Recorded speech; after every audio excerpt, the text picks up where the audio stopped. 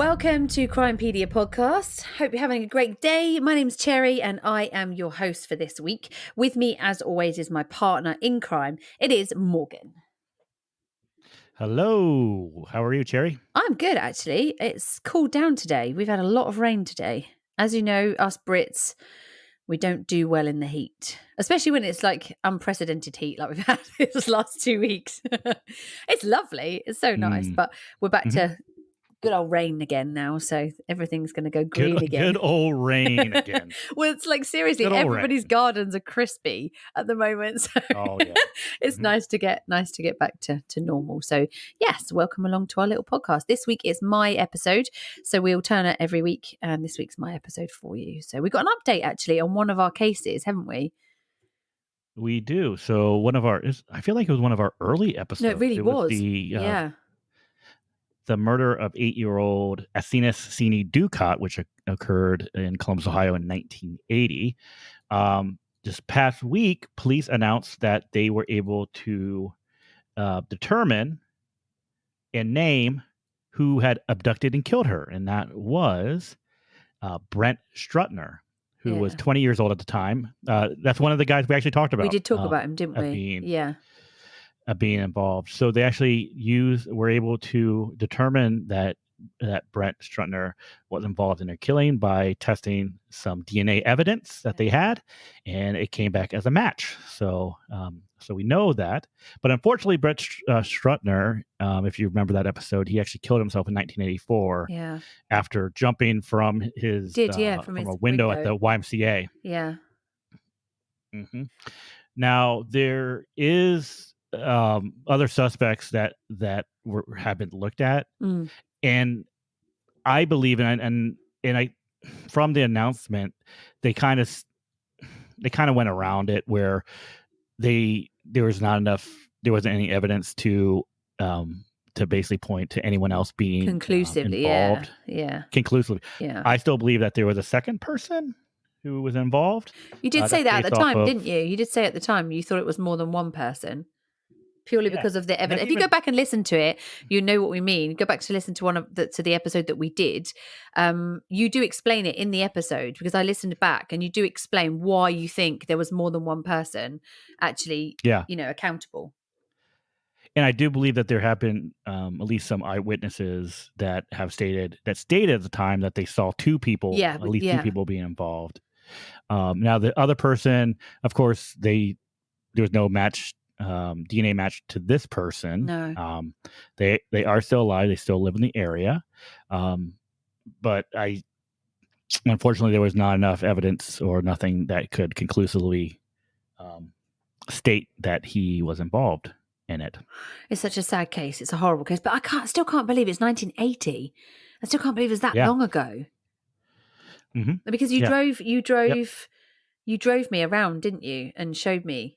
I did. And showed me via video, car cam, and showed me the area and stuff. And it's, I still can't believe how much it hasn't changed that much, really, since 1980. And when you look at it, that was that long ago. We're talking like nearly 42 years ago. I mean, it's crazy. Yeah. It's crazy. It's absolutely insane. Yeah. It's absolutely insane. Yeah. I'm glad that they've got an answer, but I guess that they're never actually going to know why, obviously, because he committed suicide. So they're not actually ever going to know why, but it's just horrible, isn't it? Unless they're able to conclusively determine that Robert Chris Winchester, who was an associate of Brent Strutner, was also involved. But who knows what they have now. Now Winchester, who's like, he's still out there. He has been, spent time in prison for attempting to abduct another young girl just months after Steenie was murdered. So, right. I mean, this guy is not your not someone you want to take home to mom and dad. Right. Let's just say that. Okay. Oh, well, yeah. So I think that's the only update we've got for cases this week, isn't it? There's no update yet on our the girls in Colorado. There's not one on that yet, is there? We haven't got any dates on that one. No, not yet. Okay. Yeah, I'm still waiting on the dates. So we know that the trial has been set. I just haven't gotten those dates yet, but I'm assuming that'll probably be here in a not too distant future for that court date. We'll keep you updated when we know. So, yeah. So, how about we jump to this week's case? Yep, let's do it.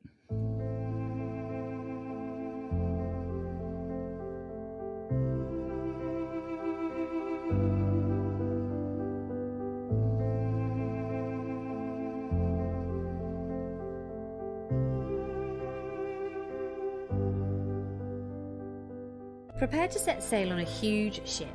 A ship holding over 1,000 passengers and crew, sailing you on a picturesque cruise to Mexico. On board, there's entertainment for everyone. Families with teens or little people, couples or just adults. There's shows, there's fantastic food, movie screenings and more, everything you could want from a cruise. Making all that happen is the crew, who are there on board to make sure that all the passengers have a great time. But what about the crew itself? Who's looking after them? On the 22nd of March 2011, Rebecca Coriam was working on the Wonder, a Disney cruise ship that was bound for Mexico. She was last seen at 5:45 a.m, about 3 hours before she was scheduled to begin work. But by 9 a.m, there was no sign of her. This is Crimepedia, and this is the disappearance of Rebecca Coriam. Okay, Morgan, so Rebecca Coriam was born on the 11th of March in 1987. She was born in the Countess of Chester Hospital in Chester. Now, she lived with her parents and her sister Rachel, and she had 2 foster brothers as well. When she was a teenager, she joined the Army Cadets, and she attended Plymouth University, which is in the south of England, where she studied sports science. So she was always a bit of a girl that was kind of like sporty and outgoing and fun. She took additional studies in youth studies at Liverpool Hope University and then spent 4 months teaching at Camp America in Maine. So I think quite a lot of people from here go over and do like Camp America and stuff, which is quite good fun. A couple of my friends' kids have done that, where they've gone over and spent time over there. In June 2010, Rebecca was 23. She went to London to interview for a Disney cruise position. There were hundreds of applicants. There was loads and loads of applicants. She got the job and then went to the Disney theme park in Florida to do her training. So, I mean, at 23, this must be like a dream come true. You're going to be going over to do your training at the Disney theme park. You're in Florida. Then you're going to be working in the Bahamas, which is what she did. 4 months later, she had been working on cruises in the Bahamas where the ships are actually registered. And then she went back to Britain for 2 months off. So she returned back to work and was then working on the Disney Wonder. The Disney Wonder was based in Los Angeles, in the port there. And it's a cruise ship which is the second ship to join the Disney fleet. And it came into service in 1999. And it is the same sort of class as the Disney Magic. Now, if you don't have any idea about Disney cruises, which to be honest, I didn't before I started looking at this case, there were 3 other ships at the time in the fleet. There was the Disney Dream, the Disney Fantasy, and the Disney Wish. And so she was on the Disney Wonder. And I looked up, I mean, these cruise ships are huge, like absolutely humongous. This has got like 11 decks. 11 decks. That's crazy. So I've never been on a cruise ship. I haven't. I know that they're huge, but I don't think I can really grasp the size of these boats. This boat, right, is 294 meters long. Okay. It can take 2,400 passengers. I can even tell you what shaft and what electric propulsion meters it's got and stuff. It was built in a shipyard in Italy, and it was launched on the 23rd of February 1998. Its maiden voyage was on August 15th, 1999. Now, I'll tell you what's available on a Disney cruise, right? I went onto the Disney website, which you can do. I searched for the Disney Wonder to see what kind of things are available on this cruise. So this is just some of the things. It's crazy. They have huge Disney shows like you would find at Disney World. They have fireworks out at sea. They have character experiences where people are dressed up and you can go and meet all the characters. They have movie screenings in the theatres that are on board. They've got multiple pools. They've got sports simulators, kids clubs. They've got a whole adults only area. They've got spas, salons, personal trainers. I mean, it's like a little world of its own. Everything. Yeah, they've literally got everything. They've got loads of restaurants. literally you can't get bored. There's stuff to do all the time, and all the rooms are all different. Some of them have got their own little balconies. I think they're the more expensive rooms. You've got your own balcony that looks out to sea, and then other ones have just got like round portholes, and I think some don't have any windows. So just depending on where you are. I'm just looking at this, and even the Disney Wonder is one of their smaller ships. Yes, yeah, which is crazy. Yeah. So Disney Wonder can carry 2,713 passengers. Yeah, 95 or 400 945 crew. Yeah, but you have these larger ones that can have up to 4,000 passengers. These are 4,000 people. I mean, that's 4,000 passengers. It's huge. Well, that's just passengers. That's without the crew. Yeah. So that's probably another 1,500 crew. Yeah. So you're talking about 5,500 people. I mean, it's mental though, isn't it? On a boat. Exactly. And then you think it's got pools and it's got kitchen equipment and it's got beds in it. How the hell does that thing stay in the water? It's just mad, isn't it? I'm thinking about the sewage on that thing. How do they manage the sewage? It's just mad, isn't it? I mean, we're talking like huge boats, and the Disney Wonder isn't even like you say one of the biggest. It's crazy. So during her time working on the Disney Wonder, Rebecca had actually returned back to Chester for a couple of weeks because her grandfather passed away. And that was the last time that her family had seen her in person, obviously before she went back. So she was on board the Disney Wonder working as a youth worker when it left for port on a Mexican cruise on the 21st of March 2011. So I've been and had a look at where it would stop because it's a bit different now. I don't know if they still go out of where, I think it depends on where they've come out of, and which different, you can choose like a 3-day cruise, a 5-day cruise, or a 7-day cruise. And I had a look to see, and I think the one that she was on, I think it was like the full 7-day cruise. I'm not sure if people hop on and off, whether some people go on for 3 days and then they get off at a certain spot, and then maybe more people get on that spot and they do the next 3 days, and then some of them do the full 7. I don't know. That's interesting. I think it would be. I think the whole cruise. So like if you do a 3-day cruise, then the whole thing's a 3-day cruise. I'm assuming. I'm not sure because wouldn't you be getting ports? Yeah, but I think. But wouldn't you always return back to the home port though? Eventually, yeah, they do come back eventually. But I think if they stop all the way down and then stop all the way back up, perhaps maybe that's what they do. You can hop on and hop off. You do 3-day from, I don't know, one place and then get back off at another maybe. I'm not sure. I don't know how cruises work because I've never actually been on one. So I'm not actually sure. I have not either. So on the 21st of March, she sent a message to her parents back in Britain via Facebook. And she said, "Hi, hope you're okay. I love you. I will send you a message tomorrow or I'll give you a ring tomorrow." So the last confirmed sighting of Rebecca was 5:45 a.m. on the following day. Okay. So we're talking about 22nd of March 2011. It was 3 hours before she was scheduled to begin work. Now, there's a security camera on the ship, on the decking, that recorded her in the crew area talking on like an internal telephone. So it's on the wall. And she talks on the telephone. She then someone sees her because she looks really distressed. You can actually see the CCTV of this. She looks quite upset and quite distressed. And one of the other workers walks up and asks if she's okay. She clearly replies, "Yeah, fine," and then hangs up the phone. So her mum became quite concerned because she replied the day before to Rebecca, and Rebecca would normally reply. And within 12 hours, she hadn't had a response. So she was starting to think it was all a bit weird. Now, by 9 a.m. on the 22nd, sorry, go on. No, I was just going to ask about this phone that she used. Yeah. I'm assuming it's like almost like a payphone type setup where it's and so I guess my question is this a phone that you can dial external numbers out from, or is it only internal numbers? I'm not sure. See, I was wondering this. Is it just an internal ship phone? Because it's literally just on the like cruise like deck. So I'm not sure whether it's an internal phone that you would phone, because she had a phone in her cabin. She's got a mobile phone, and she had a phone.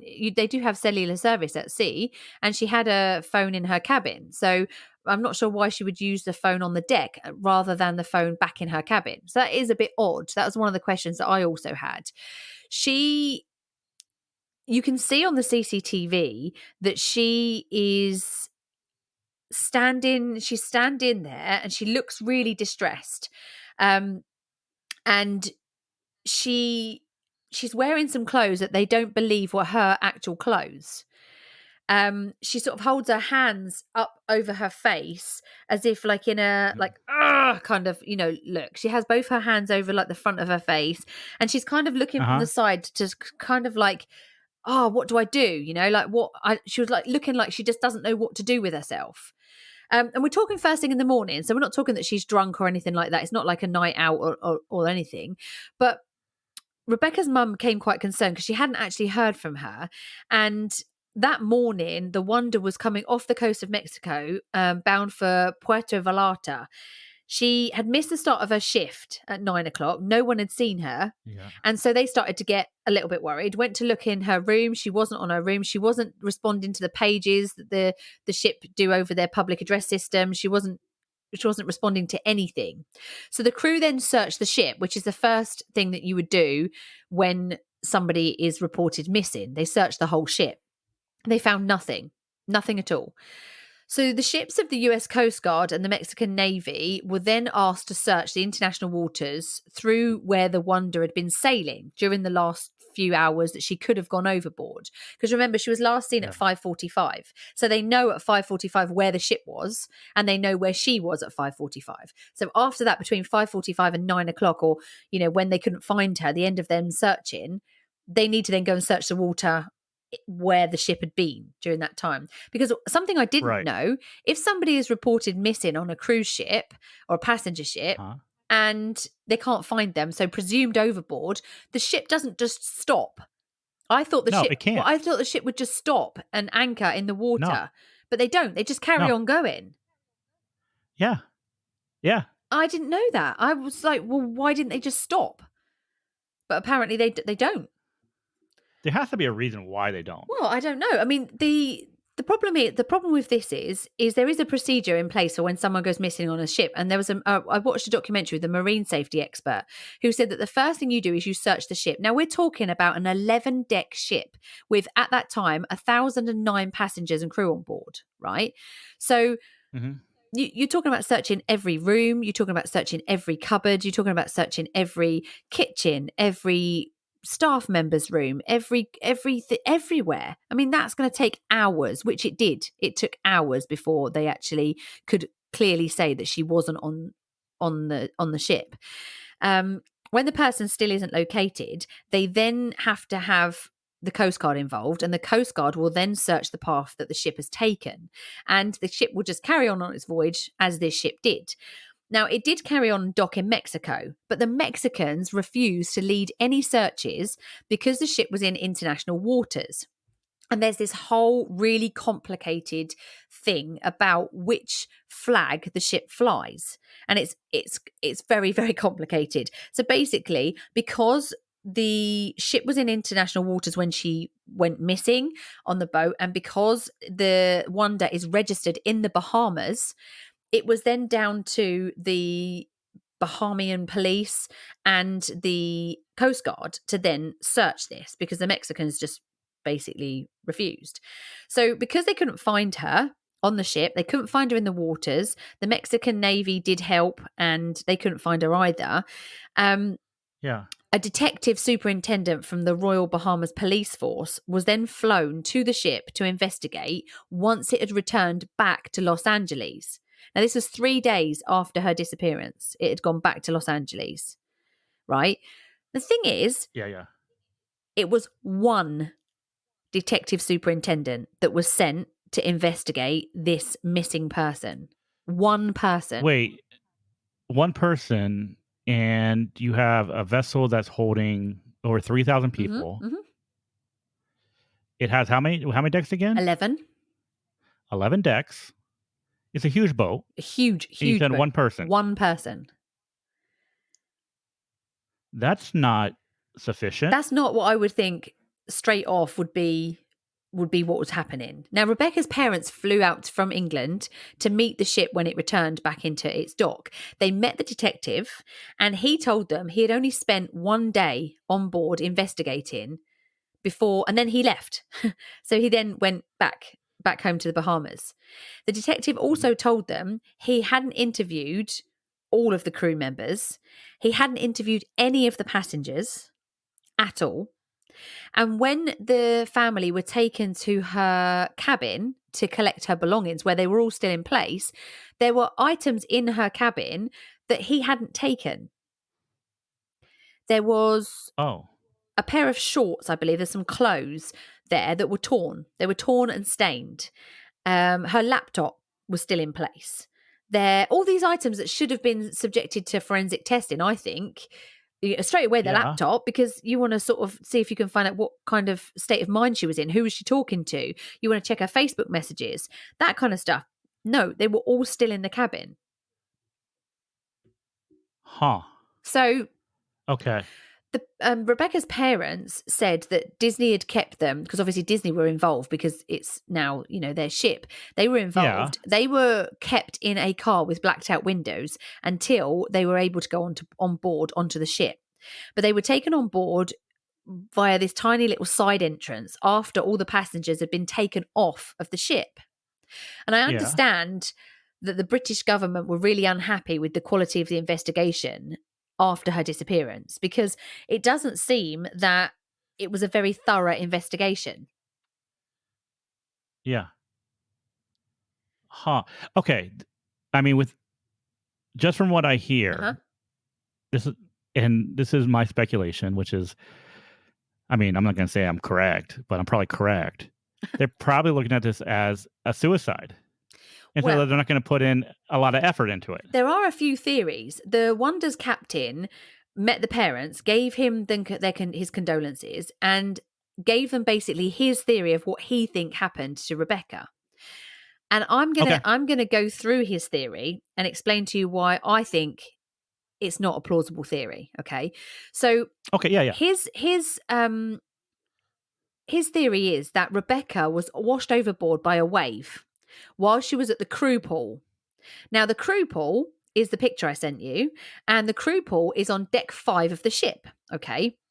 Now, it's on deck 5. Now, this crew pool area, is reserved only for the crew, not for general public, unless something happens and they direct public there, but generally just for the crew. Okay. So it's a small pool, which has a bar to the back of it. It's surrounded by quite a high wall.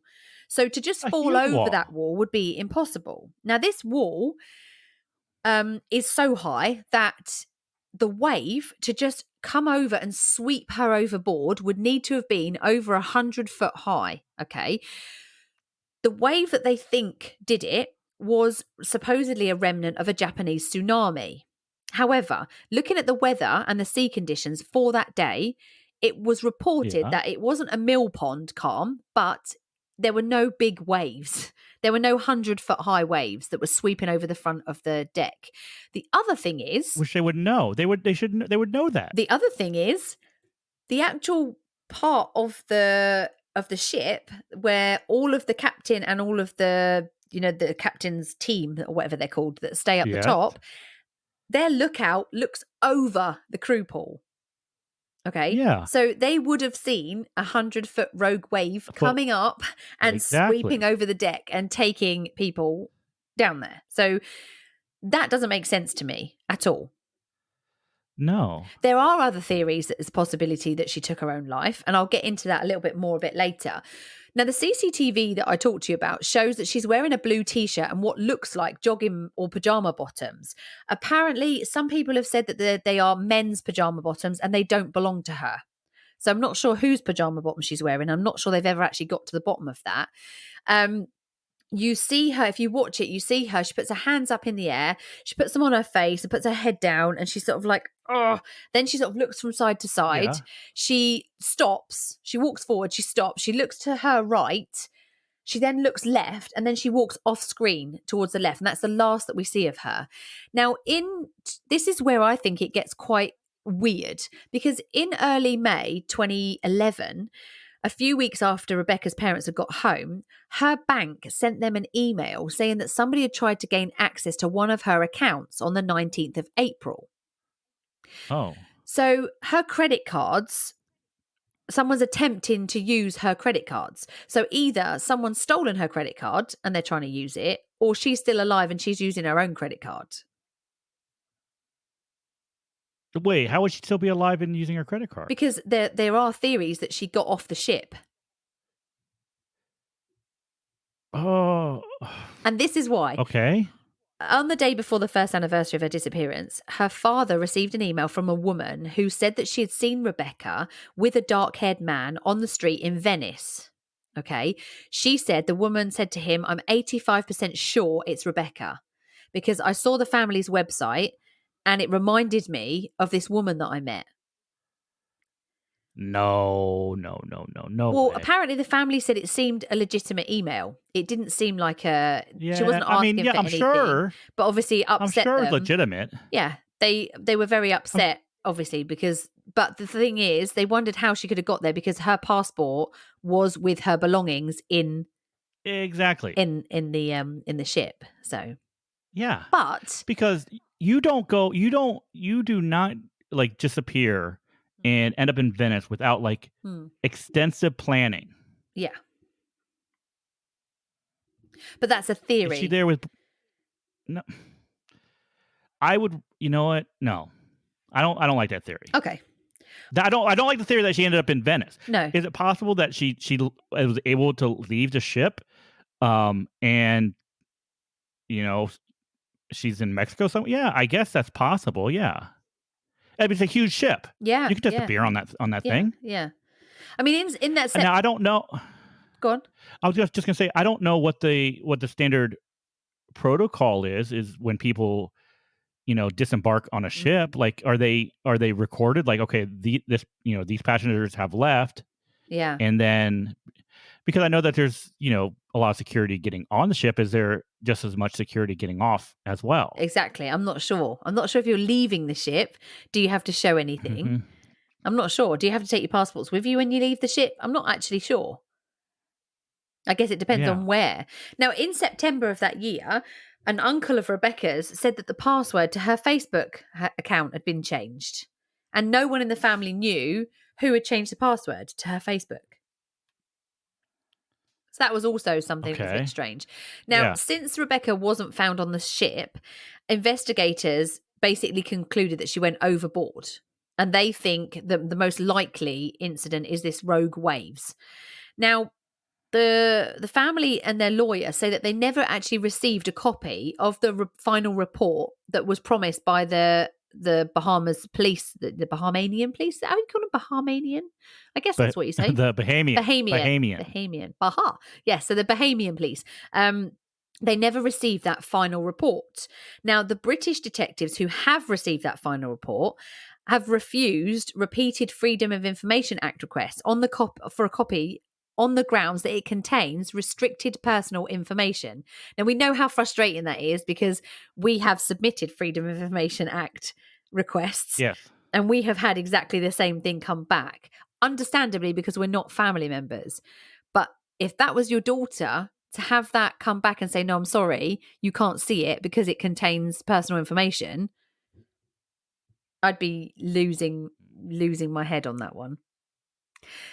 So in October 2011, a journalist called John Ronson, a guy that writes in The Guardian, went on board the Wonder and he did the same route that she did, but basically like undercover. Okay. So he went in and he asked questions while he was aboard about all this kind of thing going on. Now, none of the crew members wanted to have their names used, but were happy to talk to him. Okay. They spoke to him and said that more was known about her fate than Disney or the police had admitted publicly. Of course. Okay. Yeah. Many of them said, one particular guy said to him, it didn't happen. That's the answer I have to give. It didn't happen. It didn't happen. That's what he says. That she didn't go overboard? Well, that's what he says. It didn't happen. You know, that's the answer I have to give. That's a quote. So this guy, this John Ronson, went and toured all of the areas of the ship, all of the areas that are open to passengers, okay? Because obviously he can't go to the crew areas. Uh-huh. He had a look and said that Rebecca was known for jogging around the ship. She would go and jog around the ship. And now on deck 4, which is where she would regularly jog, there was a track that you could jog. And there was a small railing there that was low enough that you could just fall over the ship. And that's how she used to do that. However, the track was covered by security cameras that were in disguise. Okay. So there's nothing on the security cameras showing her jogging that morning. So there were rumours amongst the staff that she had gone over the wall by the crew pool. That she sometimes would climb up there and sit on that top white bit, which is it looks quite thick, but she would sometimes sit up there. But I don't understand how they would not see that. Now, you might read, if you're looking online about this, you might read something about some footwear that was found. There was a flip-flop that was found by the crew pool.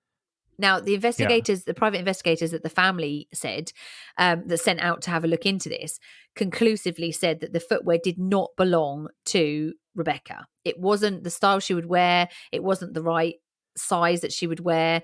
They also had there's some rumors that say that it had another crew member's name written on them. They just don't think that it's got anything to do with her whatsoever.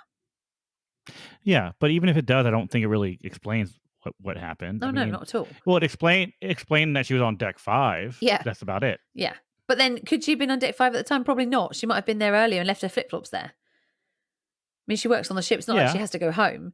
Now, another crew member told Ronson that the call that Rebecca made on the ship was taped because they were all taped.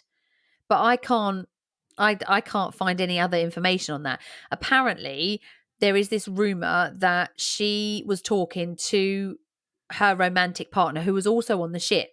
Now, in 2017, Tracy Medley was Rebecca's girlfriend and co-worker, aboard the Wonder. Okay. She came forward and said that night, her and Rebecca engaged in a threesome with a male friend of Tracy's. Okay. Now, according to Tracy, Rebecca and her had a very fiery and passionate relationship. It was very up and down. It's been described by other people as a very, very intense relationship. Now, Tracy says that the shock of sharing her with a male friend in a sexual way, she thinks might have been enough to swing Rebecca into, a state of upset. I mean, why this would be 5:45 in the morning, I'm not sure. Were those trousers this other guy's trousers that she had on? Did she emerge from that cabin? Did she go out and that's why she's used the phone because she's not in her own cabin? I mean, you're not going to be in your own cabin, leave your own cabin with a phone in it to go out to use a phone outside to then go back to your own cabin, are you? So she said she believes that she climbed over the railings on deck 5 and jumped into the ocean. But Rebecca's family and friends have said that would not have happened. How can you be so sure? Exactly. I mean, you don't know, do you? But her family and friends are saying they don't think that she would do that. I mean, on the anniversary of her disappearance, her parents did like an interview with the Liverpool Echo, and they said that there were names of this younger woman and older man on the ship who were in this love triangle, and they asked them to come forward. Okay. So I think that is this Tracy and whoever this guy is. They also said in this interview that they had heard that Disney had sent some additional footage to the FBI, but they couldn't say anything about this footage.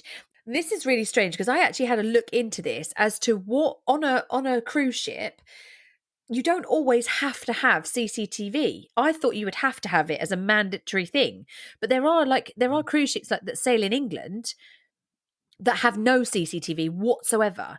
And I would have thought that going around, because the fact that this ship is so big and it's not possible for staff to look out for all of those people all of the times, and that the crew, the guys up in the top deck with the captain, they can't see 360 degrees around the ship without some sort of help.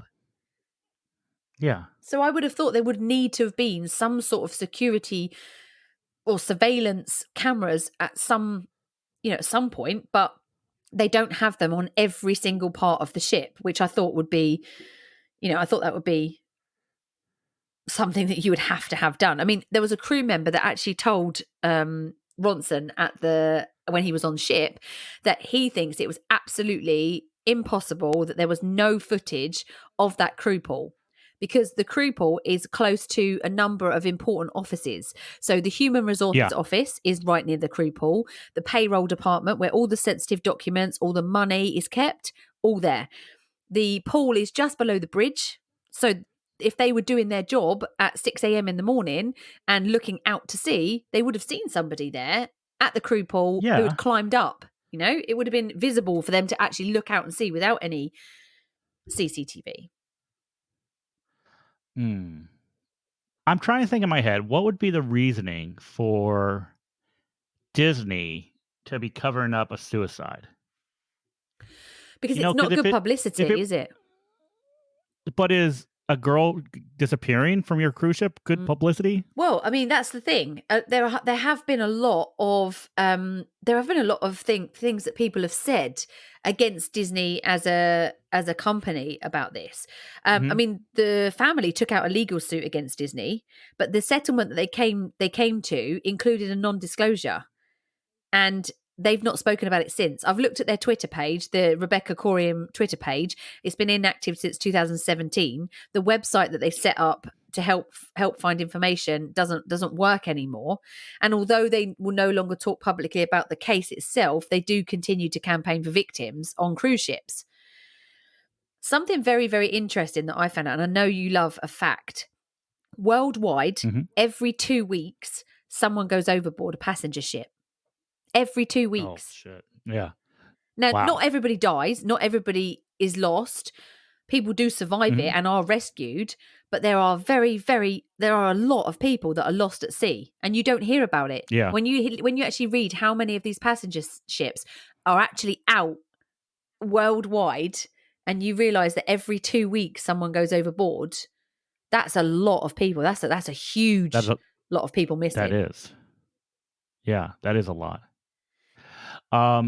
Just to backtrack real quick, I did just verify that the phone was an internal line. Oh, okay, so she's talking to somebody. So whoever she was talking to was someone on the ship. This was my thought. My initial thought, knowing that she's wearing men's clothing, right? My initial thought was this is something sexual happened. It possibly a sexual assault, right? And that's why she'd be so upset. But once you drop the bomb that you have her girlfriend saying, "Yeah, we had a threesome the night before," that kind of makes sense to me too, because is it maybe they were in his room and she wanted to get out of there quickly, so she just threw something on and left. Yeah. And then she gets to that crew telephone and is talking to Tracy. Yeah. Right? Yeah. Because I feel like something like that could really be I don't want to say disturbing, but it could be like psychologically damaging. Like if it was a situation that maybe she didn't want to do, but she was kind of coerced into it. And she was like, well, I love this girl and she wants to do this. So let's, I'll go ahead and try and, see how it is. And then after the fact, she has these regrets about doing it. Because that happens a lot. And maybe it does. And then maybe there's a falling out between her and Tracy. Yeah. And so, then she's going to be upset about it and she's going to be distraught. I don't think she was murdered. I think it was either what Disney said, where I don't think it was a 100-foot wave sweeping out to sea, but I could see it either being a situation where maybe she did get on that little area the little area above the crew deck or the crew pool and like slipping off or something. Or in all honesty, is there a possibility she went overboard herself? She wanted to? Yeah, I mean, it's definitely a possibility. Of course. I mean, you have to look at it. It is a possibility. But I mean, you've got to be extremely traumatized in that moment to just go up and jump just like that. I mean, without anything prior going on. I mean, usually when people are committing suicide, it's not, something has led up to it. It's not just a quick decision just like that. Not generally. You know, they're usually the person is in huge distress. You know, I mean, I understand what you're saying about the circumstances leading up to that. She could have felt like she had been sexually assaulted, and That's she what I was. could have Yeah, been sexually assaulted in a situation. And then she's going to the one person who she thinks that she can trust. Yeah. And that she can talk to, and maybe they're going, "Oh no, you're blowing this out of proportion, and you're wrong." And then you're just in your head. You're not in the right space. Your head's telling you like, yeah, you're not in the right space, and you do something drastic. Yeah. The reason it's interesting that you bring up the sexual assault, because I thought that when I read about the torn clothes. And that, I thought that was quite interesting, that there was no forensics carried out on those torn clothes. And to me, if you've got a situation like this where the girl's missing, presumed overboard, but you've got clothes that are stained and torn inside her apartment, why didn't they Why didn't they do that? Had there been a situation where she had been attacked or abused or by somebody that everybody would trust, if somebody was in a position of trust there, she's called to tell her friend, and like you say, her friend's gone, her girlfriend's just gone, no, you know, you're overreacting, calm down. And she's like, no one believes me, she doesn't believe me. And then she's got herself into a state. What happened then on, I'm not quite sure. Yes, okay, I think you have to consider the possibility that she possibly did commit suicide. But it's just very quick for me. When I'm looking at this, it's a very quick, drastic decision. I think likely, could she have slipped? Could she have gone somewhere to get away from everybody? And could she have gone to sit somewhere that, you know, she wanted to be out of the way, and unfortunately she's lost her footing and fallen overboard? That is probably more likely for me than the fact that she just threw herself off, you know, in that moment. But I mean, I agree with you completely. It's very difficult. It's a horrible thing to have to think about as a parent, to think. But and I can't help to think, but Disney knows more. They have to. There has to be more footage, CCTV footage. There has to be. I mean, we have to. There's no way that you know her movements weren't being. I mean, not at the time being tracked, but they can't track her movements on the ship. I agree. And this is the other thing that I looked into, because I couldn't understand why they can't see more.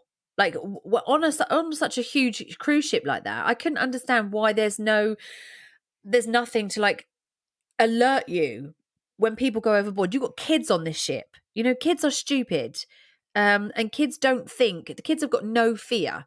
They don't think of things, you know. And as of January 2022, there was 313 documented cases of people going missing from cruise vessels since 2000, right? So in 22 years, there's 313 documented cases. Now, only about 10% of these have been resolved. And because cruise lines are not legally required to make public every case of a person that goes missing overboard, they estimate that it's around 15 to 20% of the cases are actually documented and become public via media. The majority of cruise ships don't have any specific man overboard sensors. And this I thought was just crazy. Usually it's the ship's CCTV that alerts that someone's gone overboard. Either somebody sees it or somebody sees it on the CCTV. Okay. Now, these sensors in 2021, 30 cruise ships that are owned by Carnival and Disney have now been fitted with this VMOB sensor. And this is a sensor that is used to automatically alert the bridge that something has gone overboard.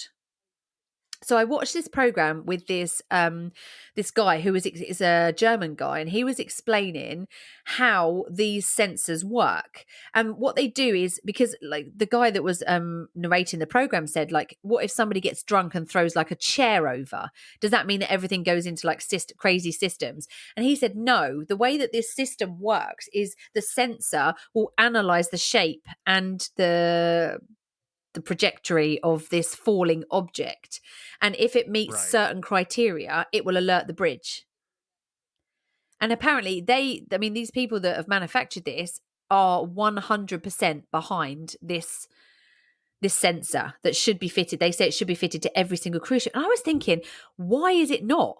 Why do those cruise ships not? I mean, the cruise ships have got swimming pools on them, movie theaters on them. They've got 11 decks. They've got kitchens. They've got all this stuff, but they don't have sensors. Even on trains in England, there's little tiny cameras all the way down the train so that the driver can look at the various cameras in his cabin at the front and see that there's nobody falling or very, very near to the track. So if they can do that on a train, why aren't they doing that on a 3,500 people passenger ship that's in the sea? I mean, at night, you can't police every single person that's walking around the deck, surely. That's crazy. I know, it's just mad, isn't it? I just don't believe that there's no other CCTV of her other than that portion that they've got. Where did she go after that? When you look at the layout of the ship, where could she have gone? And why is there no cameras whatsoever anywhere near where she walked? There must be more. There must be more. I can't honestly believe that that's the only footage they have of her. I can't believe that. No, I was really astounded when I read that such a huge ship would have so little in the way of security. And it's a Disney ship too. Yeah, it's got children, like, right? It's a children. Yeah. I mean, look, Disney, if you go to any of Disney's parks, right? You go to Disney World, Disneyland, whatever. The one thing they have everywhere is cameras. Yeah. They have cameras everywhere. Yeah. So why would they go and say, okay, well, we're going to have a cruise ship and we're just going to not have cameras anywhere? No, come on. They have cameras everywhere. Exactly. And I mean, you're talking about a cruise ship that's in the middle of the sea, that's doing it day and night. I don't believe that there's no other security just other than that. I don't get it. I don't understand why that's like that. That doesn't make sense. No. And so obviously this case to this day is still unsolved, and I don't believe that it's an active case anymore. Is it even active? That's what I'm not sure that there's anybody even really looking at it anymore. I mean, the lawsuit between the family and Disney has been settled, and they've got a non-disclosure in it. So I don't think they're allowed to keep on, with the media about it. Here's the thing too. Let's say that this was even a crime, right? Yeah. Let's say this was a crime. Let's say that she was murdered and thrown off the ship. Yeah. Okay. Well, the problem with it is the day. Okay. So they let her parents get on the ship. Right. And they take a look and they, look at her quarters and stuff. The next day, that ship is off. They're taken off. Yeah. And so your crime scene, you can't secure a crime scene. No, that's right. It's impossible to secure it. That's right. And here's the thing too. Now that I'm thinking about this, yeah, of course Disney doesn't want this to be a crime, because if it's a crime, then they're not able to continue on the voyage. Yeah, that's right. And they're not able to, that ship won't be able to keep going. Now, I'm not saying I really don't think it's a crime, but yeah, of course, Disney is going to be like, oh no, it was, an accident, or the wave took her overboard or whatever. Yeah. Because if it was just an accident, yeah, they don't have to worry about the ship being, having to be secured and having, a huge investigation, which is going to, cause that cruise and any future cruises to be canceled. And you have a bunch of angry passengers. But the fact that they only sent one policeman to go and search that whole ship, or he didn't speak to the passengers, and the fact that he didn't take any of her belongings from her cabin to test them forensically, that makes me think that they didn't go there with the thought that anything untoward had taken place. No. Nope. He went in there. Okay, this is a routine issue. We're going to find out, just an accident or, just your typical person overboard. Yeah. Nothing to see here. But the strange thing is then, how do you explain the fact that somebody tried to use her bank cards? Because her bank cards obviously weren't in the room when her parents cleared them out. The other thing is, who then changed her Facebook stuff? That's another thing that's a bit strange. I mean, that could just be a hacker. That could just be the fact that, somebody had hacked it and done it. But I think there's a sufficient enough evidence there with the torn clothes, the cards that were missing because they weren't obviously in her wallet when the mum and dad took everything out. I think there's sufficient enough evidence that a crime may have taken place, and it needs to be properly investigated in that a crime could have taken place, not to just assume that it's a suicide and not to just assume or that she's just fallen over. You need to kind of investigate it properly. And I don't think it was investigated. How can one detective superintendent have investigated this thoroughly? They can't have done. They didn't speak to any passengers. Only spoke to a handful of crew. When did he investigate? How long after her disappearance did he actually get on board? He got on board. Let me see. He got on board. I think he was called in when, because he was from the port. Was he from the Port of Los Angeles? Is that where he was from? Well, no. The reports that I read just said that he was part of the RBPF, which is the Royal Bahamas Police Force. So he said that he got on it in Los Angeles, which was 3 days after she disappeared. Exactly. So his investigation is going to be hindered from the get-go. Yeah, of course. Because once again, 3 days had passed. 3 days after it happened. Off the coast of Mexico. Yeah. And they waited 3 days passed. Yeah. Now you're in the Bahamas. Yeah. What the hell is it? What is he going to do? Yeah. He's not going to do anything. And in those 3 days, lots of things could have been taken out of her cabin. Yeah. Well, clearly they were because her bank cards weren't in there. Exactly. And somebody's tried to access her bank. So it's just, I think it's a really sad case. I hadn't actually heard of this case. I know that other people have done episodes on this one, but I actually hadn't heard of this at all. I find it really difficult to believe that. I don't believe that a thorough investigation was carried out into this, and I don't think that it was. I don't think it's done fairly. To be honest, I don't see how you can come to that conclusion when you haven't investigated properly. As for what happened to her, I don't honestly have a theory. I understand. I think your theory is the most plausible.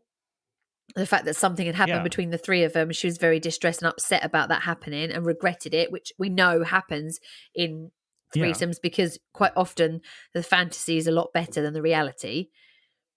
And perhaps that's why she was really upset. But I think there's people on that boat that know a lot more than what they're actually coming forward with. And I think there's a lot more footage of her that there has to be. Yeah, I agree. Sad, isn't it? A sad case. So that was this week's case for us. Yeah. And thank you for that. Oh, I know. It's horrible. It's a horrible one. It is. Yeah. All right. Well, I mean, this is the part now where we kind of lighten it up a little bit, get some chuckles, because typically the cases and what we talk about is kind of heavy, and this was another heavy one. So how about we line it up with a little dumb criminal? Hey, dum head, you's a real jackass. There we go. Thank you very much, Captain. This dumb criminal this week actually comes from one of our listeners. So amazing. This is from Cassie, and this actually occurred in her hometown. Okay. In Kentucky. So this actually occurred back in 2008. Now we know about people who are going and they're going to rob banks or they're going to rob stores, and they try to be really creative to cover up, their faces, and so they can't get recognized, right? Well, this one might be one of the most bizarre disguises. I don't know if bizarre. Okay. Maybe unique, maybe absolutely just crazy right. disguises. So At the time, he was a 25-year-old man named Casey Kazee, who went into a Kentucky liquor store and tried to rob them. And he actually tried to disguise his face by wrapping his head in duct tape. What? How did he see? Okay. Well, so his whole face was covered except for trying to take that off. Jeez. Yeah, so he left openings for his eyes and mouth, but the rest of his head was completely wrapped in duct tape. Oh no. Okay. Now, police said that he threatened to harm the clerk if she did not give him money from the cash register, which she did comply. But before he was able to escape, another store employee tackled him in the parking lot, and he was detained until officers arrived. You couldn't hear him coming because his ears were covered in tape. Covered, yeah. Now, police said that there were no weapons found on Casey when he was arrested. And they also say that the duct tape was proved to be very easy to remove because he had perspired so much that it nearly fell slipped off. Oh, God, that's horrible. Look, I mean, I guess you got to use what you have around, but why would you do duct tape? I mean, wouldn't you do, I don't know, a ski mask? It'd be a lot or if you don't have a ski mask, I don't know. There's so many things you can use. I wonder how many times he had to actually do it before he got the knack of getting the eyes right and the mouth right. Because, I mean, if you just were to do that right now, it would be quite difficult, I think, to do that, to enable you to see. It would take quite a while. And the fact that you can't hear anything, it's a bit strange. Exactly. It is very strange. It is very. And here's the thing too, he got caught. because you would have to do that before the fact. Yeah. So it's not like you can just be walking around the neighborhood with duct tape around your head and not look suspicious. Yeah, like with a ski mask, at least you can pull up in the car, whack the mask on, then go in. But he's gonna have to drive to the location with the duct tape on. Because can you imagine that? If you see someone outside like a bank or something wrapping their head in duct tape, it's never going to be a good ending, is it? Yeah, you're gonna be like, yeah, I know what that guy's doing. Exactly. That's crazy. I know what he's doing. That is crazy. Yeah. So that is our dumb criminal. People, don't wrap your head in duct tape. No, it's not. It's never a good thing. So next week is our 100th episode. 100. 100 episodes. And our second anniversary. Yeah. And so 2 years in podcasting. Lots and lots of listeners that we've gained along the way. Thank you so much. So next week's episode is going to be a really, really special episode. We're really excited about it. I can't believe it. I can't actually believe that we've made that many episodes and we're still going and we're still friends. And I'm not, talking this up. This is not me overstating anything, but this might be our biggest episode yet. Next week's episode is going to be the best episode we have ever done. And if you know me, you might know why. It's going to be the best episode ever. It is. Yeah. So make sure you're listening next week. Yeah. And it's going to be a Cherry and Morgan episode next week. Yeah. And our Patreon, our lovely Patreons that support us will get an extra special boost next week because our episode that we do live that we do every week before the show for our patrons is going to be live next week. So we're going to do a live Patreon show and it's going to be amazing. I'm so excited about it. So excited. So we will be back next week with an extra special episode. Make sure you join us. For now, be nice. And bye.